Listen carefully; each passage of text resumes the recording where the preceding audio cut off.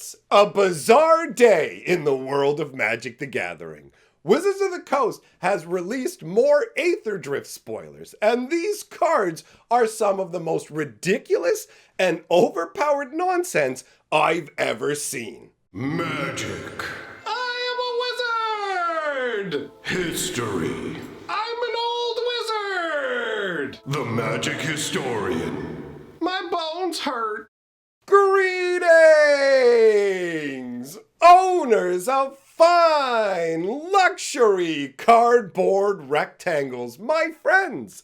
I hope the day finds you well because we have gathered for another weird installment of Mega Magic News. Today it is all about the Aetherdrift action, and Wizards of the Coast has made this set into the most insane, goofy, silliest stuff on top of just ramping the power level to the moon. Some of the stuff is genuinely jaw-dropping, and not just from the perspective of somebody who's been playing the game for over 30 years. I'm not just comparing it to what I saw back in the earliest days of Magic. Some of this stuff, I just look back 2 or 3 years ago and go, the power level is just, we are going to the moon in such an insane way. Speaking of insanity, for those of you who have been enjoying the torturous loot escapades as everybody comes together to make my life into a nightmare, well, guess what, friends? Apparently, I have a loot commander deck now, and it will be unboxed tonight over on my live stream channel. So if you would like to see misery personified, you can come on over and check that out. If you don't know what I'm talking about and you haven't seen all the loot escapades, go watch my previous spoiler video, skip to the part where loot is in the video, or watch the whole thing because it's great. But anyways, at the loot part, I will show you multiple mock-ups. People have made cards with me all making kissy faces at loot. Game stores have pictures of me posted saying, this guy loves it. Oh, they're best friends. This is like an ongoing hate campaign that's meant to destroy my sanity. So, no to loot. We're going to be opening that commander deck tonight over on the live stream channel. You're welcome to come by and check it out. But with that out of the way, let's dive into the card Insanity. We're starting out today's vroom vroom beep beep card review with this absolute ridiculousness. Possession Engine. 2 blue and 3. It is a 5/5 vehicle. When it enters, you gain control of target creature an opponent controls for as long as you control the vehicle. That creature can't attack or block for as long as you control this vehicle.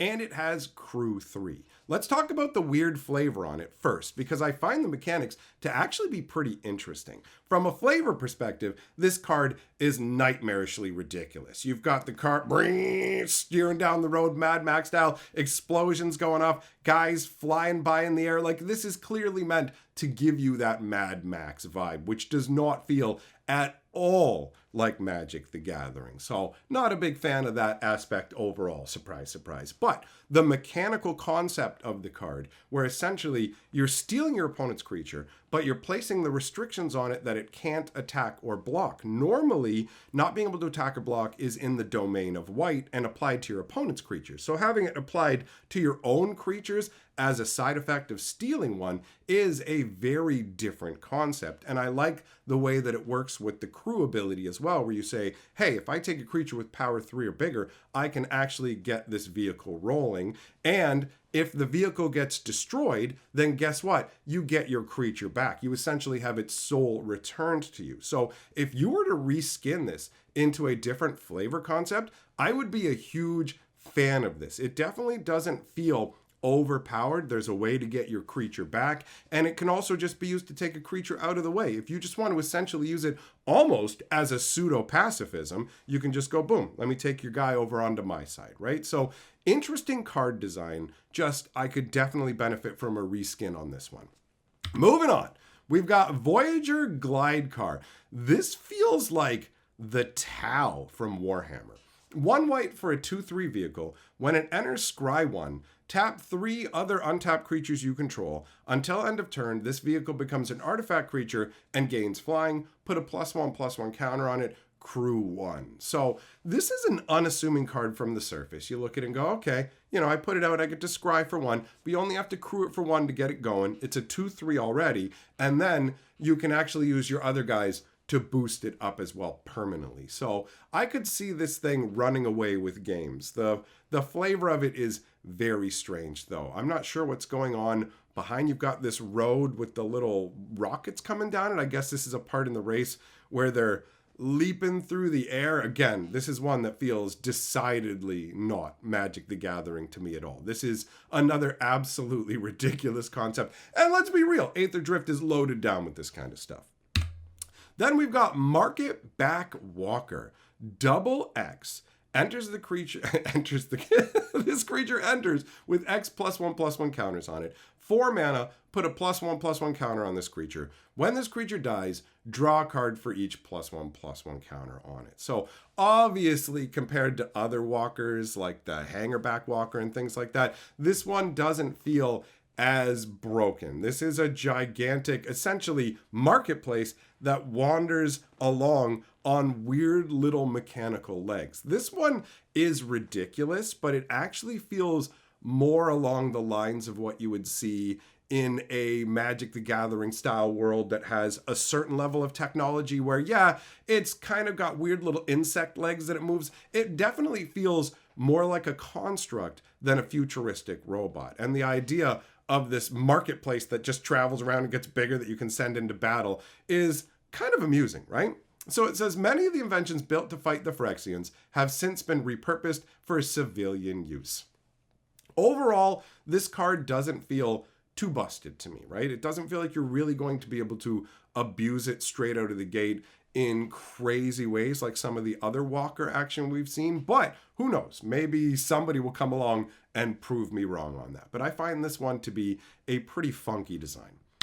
Then we've got Hash-A-Ton Scarab's Fist. This guy, if you guys didn't know, the actual lore behind this, the name of the dude, is he's named after what Wizards was smoking when they designed this set.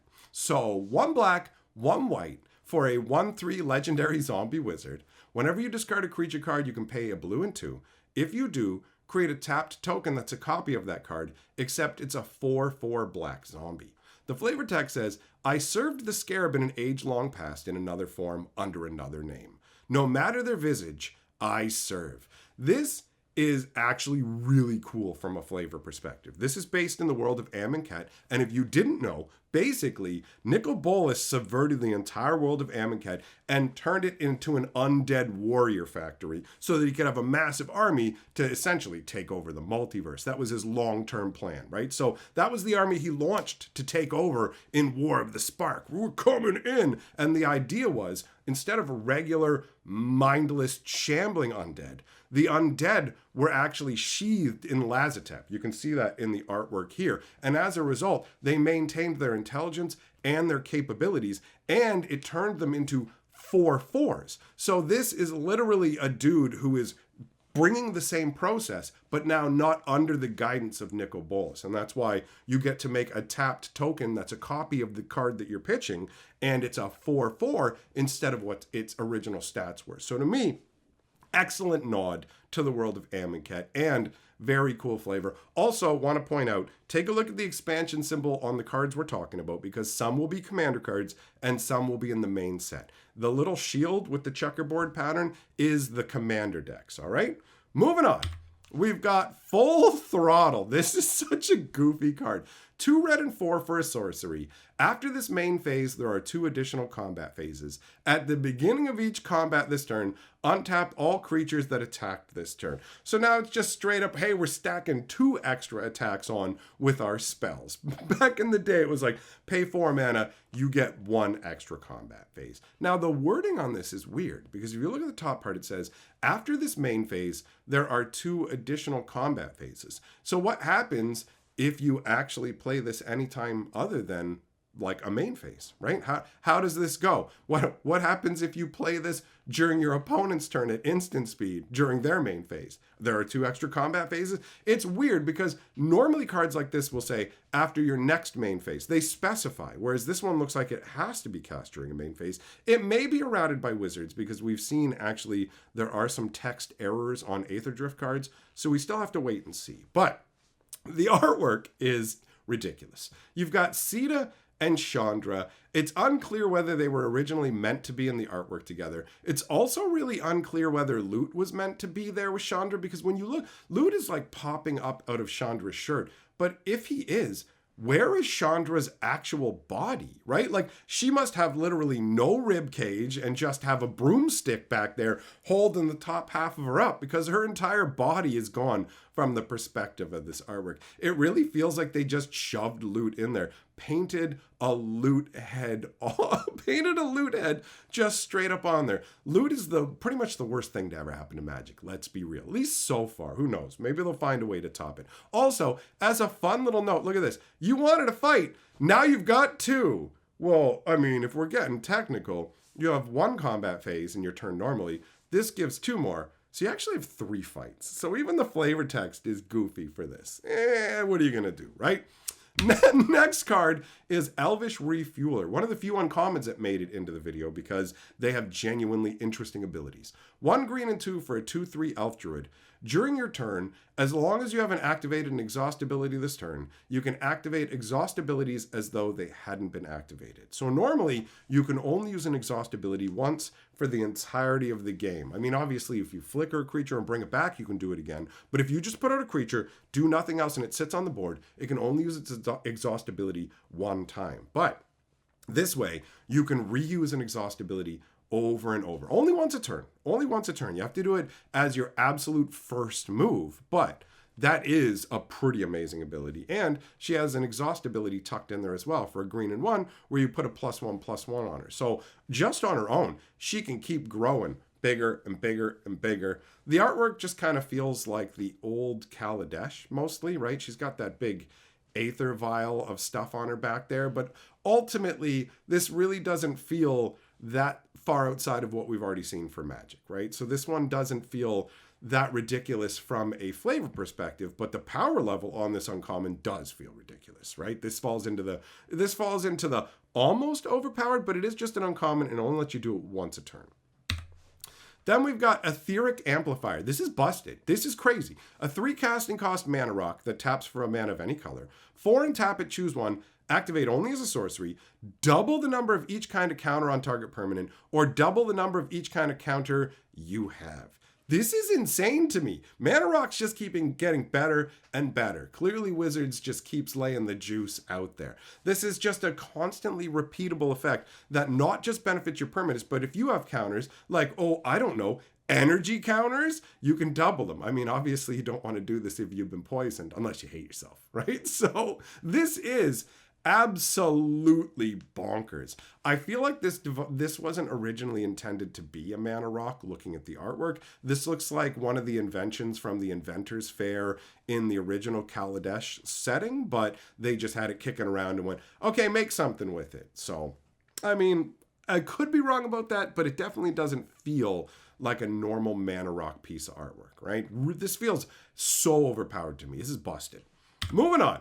We've got Nissa, World Soul Speaker. Speaking of busted. 1 green and 3 for a 3/3 with landfall. Whenever land you control enters, you get 2 energy counters, and you can pay 8 energy counters rather than pay the mana cost for permanent spells you cast, right? So any spell you were going to cast, instead you can just go, oh, I'll just use 8 energy. And you literally get 2 energy for free just for putting lands out. And that's just from this card, not even including any other energy stuff that you're using. Think about how that would combine with the artifact we just looked at, right? Like, this is bonkers. This is obviously a desparked Nissa. If you didn't know what that symbol is, the watermark in the back of the text box, that is her no longer having her spark.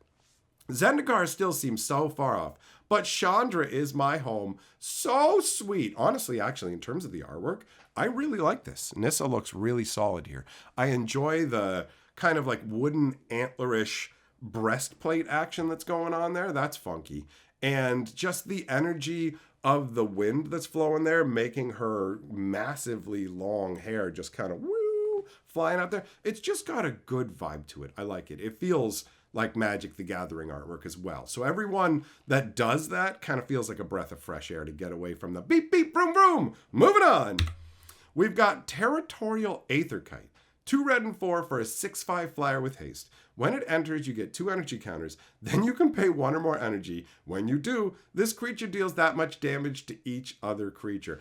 energy just keeps feeling like it's getting crazier and crazier and crazier. And also, this is a crazy take on a dragon. Do you love cats? Do you love dragons? Let's take two iconic things and slap them together. And I say, yeah, let's do it. Why not? This is Magic the Gathering. This feels like a crazy mythical beast that you would summon through the blind eternities to come to your aid, right? It's like, what kind of dragon is that, bro? This is wild. So instead of actually breathing fire, this one sends electrical magic flying out of its tail. Take a look. If you actually notice, you can see the magic flowing up out of its tail and cresting into an arc. So that's what it looks like to me. It basically builds it up and whips it out in a billowing like arc that just cuts you apart, which is a very funky concept. Because this, at first when I read it, I thought it did the damage to one other creature. And then I read it again. I'm like, every creature? That's insane. It takes this massive buildup of energy and just, bam, monofilament whip style. You're all done, right?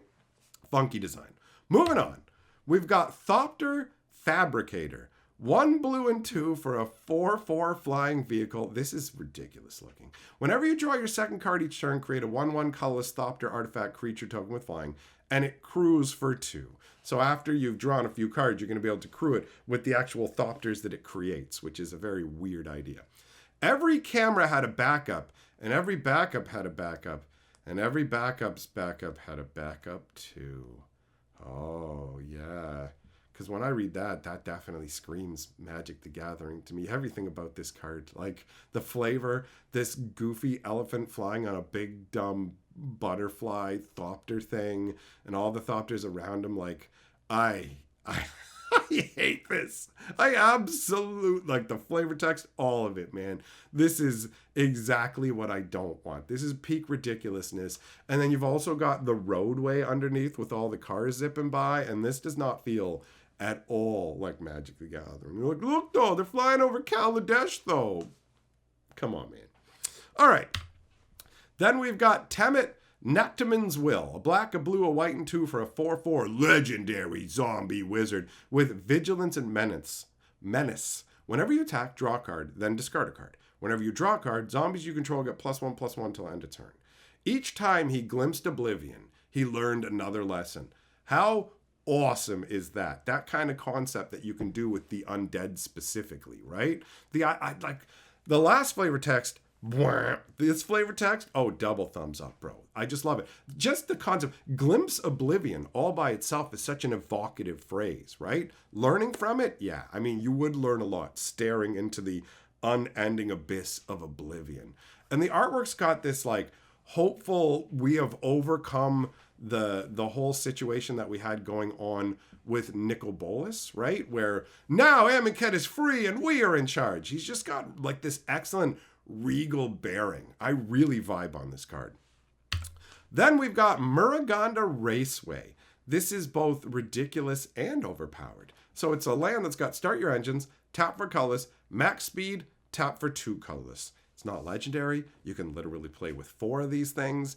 It's ridiculous because it's a road just cutting through Muraganda. They was just like, just take a land artwork, just take a forest artwork, whatever, and draw a crappy little omen path with a road going to it, bro. That's good enough. And we'll just make it a land that taps for 2 because that's not like crazy, and it's not like most of the lands that tap for 2 throughout Magic's history have been genuinely desirable lands and are overpowered, right? I mean, think of all the hoops that you have to jump through to make this work. First of all, you have to play a land. Then you have to damage your opponent. I mean, how often do you damage your opponent in a game of Magic? And how hard is it to lay a land? You have to do a lot to earn that 2 mana. It's not basically like a gimme. This definitely isn't overpowered.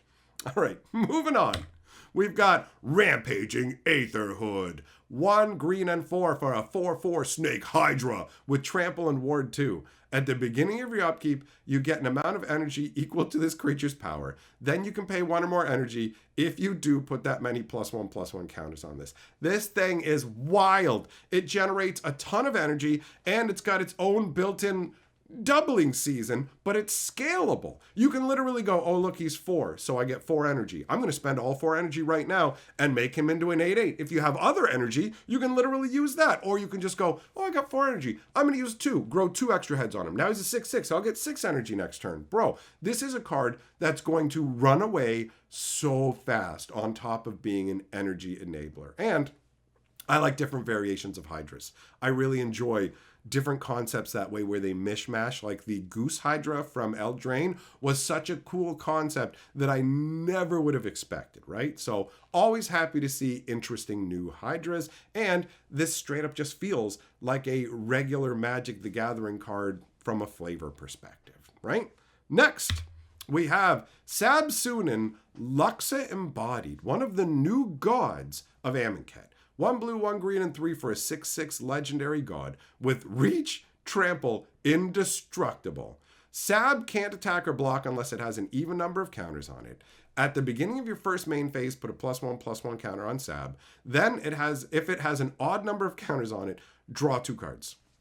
So if it has an even amount, you've got a 6/6 trampler with reach who's ready for combat. And if it's an odd amount, then you draw 2 cards. But here's the thing, there's tons of ways to remove counters or add counters to cards. So at instant speed, you can get this thing ready to go, hey, I can attack or block when you thought I couldn't. Or you can make sure you're always ready to get the extra 2 card draw off of it, right? So this is a card that can generate you a ton of advantage. It is also absolutely absurd looking. This is so bizarre, but I love it as a crazy god. Like imagine you just visit Amonkhet and you're like, there's like a weird frog-headed god, and she's standing there with this rainbow circling around her. We're like, wow, worship me and my fish staff, where everyone's like, yeah, party, party. It's so good now that Nicol Bolas is gone. It's just, this is great. This is Amonkhet recovering from what Nicol Bolas did. And what Nicol Bolas did is one of the most actually epic storylines in Magic's history, at least in recent years. If you go way back, stuff like the Brothers' War is incredible. And speaking of which, if you've never heard old school lore like the Brothers' War, I have a Magic the Gathering lore channel called Fantasy Geographic. I've covered the entire story of the Brothers' War in a very enjoyable series of videos. So I recommend that you get acquainted with old school Magic lore. Either way, I really dig this card. This feels great to me. Moving on. We've got Momentum Breaker. This is an enchantment, 1 black and 1. Start your engines. When this enchantment enters, each opponent sacrifices a creature or vehicle of their choice. Each opponent who can't discards a card. And 2, sack this enchantment, you gain life equal to your speed. So this is just crazy. I remember when it went like this. Pay 1 black and 1 and at sorcery speed, you can make your opponent sack a creature of their choice. Now it's for the same casting cost. You get an enchantment that sticks around on the board. It kicks in start the engine. It makes them sack a creature or a vehicle. And if they don't have something to sacrifice to it, then they have to discard a card, which is crazy. And then as an added bonus, you can just gain at least 1 life because start your engines will have you at 1. And so you can gain 1 to 4 life on top of that. This is just a huge jump in power creep when it comes to sacrifice effects, right? In the realm of sacrifice effects, this is where we're moving into the overpoweredness. And I mean, it's also, the artwork is ridiculous. I just weird insect guy going, here you go. I'm using crazy magic to break your momentum. And it's like, you're literally destroying somebody. You're ending their life or destroying their vehicle. You're not breaking momentum. You're literally destroying them. So it's a weird choice. Sunbillow Verge. Oh, the loot lands. There is a cycle of all 5 of these. Each single one of them features loot in the artwork, and the flavor text is about loot. And they have shoved so much loot in the set, it's driving me crazy. This isn't even all the loot we're going to look at today. We got that loot commander deck tonight, too. I don't think my sanity can handle it. So, these are the enemy cycle lands, right? And they're basically for the 5 different enemy pairings. So, this taps for a white, or it taps for red, but you can only do that if you have a mountain or plain. So we're not going to look at the whole cycle because you obviously know what the other ones do. And I'm not going through 4 more sets of loot artwork and flavor text for nothing. So you got loot being a goofy goo here. Look, I opened the portal. Let's go, doggy. Loot is free to go where he wants, so let's make sure the kid gets there in 1 piece. No, Chandra, let's make sure he gets there in 50 pieces, and then we never have to deal with him again. All right, this is funny. Fearless Swashbuckler. A red, a blue, and one for a 3/3 hasty fish pirate. Vehicles you control have haste. Whenever you attack, if a pirate and a vehicle attack this combat, draw 3 cards and discard 2 cards. This is a ridiculous card from multiple perspectives. The artwork is silly, right? Like, there's parts of the artwork I like, parts I don't like. I don't like his rocket boosted turbo car. If you take that away and have this guy jumping off of an actual boat, I would love it. It's great. I love these pantaloon wielding marine dudes that we have been seeing in the set. And the fact that he is a swordfish who is wielding 2 swords, like a swordfish with a sword in his mouth. There's just something genuinely ridiculous and fun about that. So I like it, but it feels so weird seeing him ride his jet car into Amonkhet, right? Strange, but either way, the swordfish sword thing is a lot of fun, admittedly. Then we got Count on Luck. 3 red for a this is crazy. 3 red for an enchantment says at the beginning of your upkeep, exile a top card of your library. You may play that card this turn. So it feels very much like a Phyrexian Arena-esque card. They clearly wanted to limit it to mono red style decks. With your help, Loot, we're going to make a hell of an entrance, said Chandra. In less than 15 minutes, she came to regret those words. Yeah, anything involving Loot is full regret. Look at him. Look at his stupid little goofy face. The only thing that's okay about this is the fact that he looks so miserable. Bro, I hope you get pancaked on the pavement. That's how I feel. I hate Loot so much. So, this is a crazy enchantment. I mean, mono red can run out of gas really easily. That's one of its biggest problems. It can go explosive from the start, but then it just sits there going, beep, beep, beep, got nothing to do, right? And then all of a sudden this goes, you'll always have stuff to do, right? There you go. Just bam, every turn you're going to get an extra card. And this isn't legendary, so you could have 4 of them out, right? So this feels overpowered and ridiculous and goofy. Moving on. March of the World Ooze. Talk about craziness. 3 green and 3 for an enchantment that says creatures you control have base power and toughness 6/6 and are oozes in addition to their other types. Whenever an opponent casts a spell, if it's not their turn, you create a 3/3 green elephant creature token. This is obviously meant to hose control players. Oh, it's not your turn? I get a 3/3 elephant. This probably gets even way more bonkers in Commander, right? And the fact that it just makes all of your guys base 6/6 is so dumb. Make a bunch of tokens. Oh, look, they've all been ooze encoded. And you know what's really crazy too? Take a look at the artwork right up here in the middle. It almost looks like there's the shadow of Garruk on that gigantic, like, ooze mastodon thing, doesn't it? It might be some other kind of primeval warrior from Muruganda because that is a very primal world, but clearly this artwork was never meant to be race car beep beep, because look, they had to be like, just put a road in along the side and like there's a car driving down it or whatever. So they probably had way more ooze guys, and then they're just like, okay, we'll paint over that and put a road in. I really don't like the road in it, but thankfully at least the elements that are Aetherdrift, beep, beep, vroom, vroom are very muted and in the background, and you have to put in the effort to actually notice them. You really do just see the army of ooze boys coming at you. And I like the fact that they have a variety of different creatures ensconced in ooze to give you that, like, really, look at the contrast between that crazy mastodon dude and then this demon-looking guy over on the other side with the fat little Nurgle plague belly, right? Ultimately, I love big, dumb, green nonsense. So this just making all your greeny boys way bigger is a lot of fun. This is something that I will absolutely slap into my decks, especially when it comes to my 250 card green deck on Arena.